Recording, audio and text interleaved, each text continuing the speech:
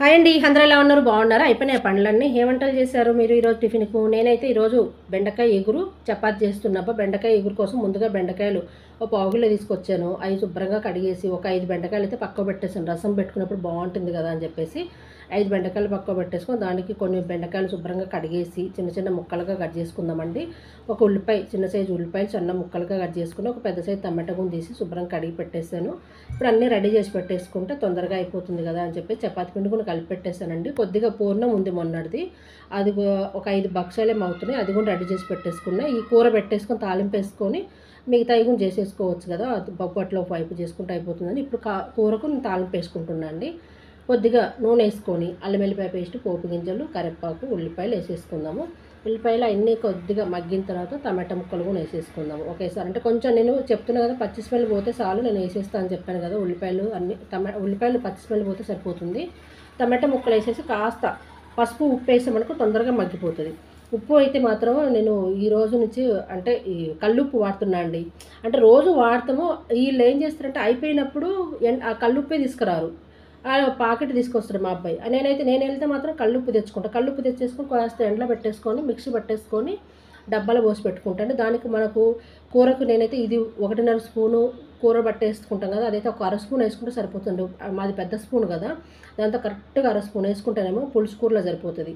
Fry కూరలకైతే ఒక పావు spoon సరిపోతుందండి చక్కగా. ఎందుకంటే ఉప్పు తగ్గించాము. కాకపోతే ఈ మధ్యకాలంలో ఏం చేస్తున్నా అంటే కల్లుప్పు పట్టినప్పటి నుంచి ఆ ఉప్పు అనుకొని మర్చిపోయి వేసేటప్పుడల్లా మర్చిపోయి స్పూన్ వేస్తున్నా. ఫుల్ స్పూను వేసే లోపల ఉప్పు ఎక్కువైపోతుంది. రోజు అట్లనే అయిపోతుందండి.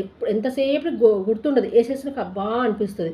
నిన్న కూడా అంతే, వంకాయ పప్పు చేస్తే ఎంత బాగుండేదో, కానీ ఉప్పు నోట్లో పెట్టుకుంటే ఒట్టను అంత ఉప్పు. ఇంకా మళ్ళీ ఏం చేస్తున్నట్టే 4-5 టమాటాలు కట్ చేసి బాగా మగ్గనిచ్చి టమాటాలను ఆ పప్పు తీసుకెళ్ళి మళ్ళీ పోపులో కలిపేసుకుంటే అప్పుడు కాస్త ఉప్పు తగ్గిందండి. ఏం చేస్తాం మరి, అంత ఉప్పు అయితే తినలేదు కదా, తినలేము, తినకూడదు కూడా అసలు. కానీ ఎలా అలా కంటిన్యూ కల్లుప్పే వాడదామని చెప్పేసి ఫిక్స్ అయిపోయి కొంచెం అలవాటు చేసుకోవాలండి. కానీ ఆ ఉప్పు తెచ్చుకోకుండా ఇదే వాడదాం, ఇది కానీ మంచిది కదా, అందుకని చేస్తున్నా. ఈ బొబ్బట్లు కూడా ఆ పూర్ణం అన్నీ ఒక 5 బొబ్బట్లు అయినాయండి. మంచిగా బాల్స్లా చేసేసుకొని రౌండ్ చేసి పెట్టేసుకొని నేనైతే ఈరోజు పిండి మీద చాతున్నా. మొన్న పేపర్ మీద ఆయిల్తో నెయ్యి పెట్టుకుంటే చాదాను కదా, చిన్న చిన్నగా చేశాను కదా. ఈరోజు అయితే మనకి చపాతీ సైజు పిండేసి సాదాను అనమాట.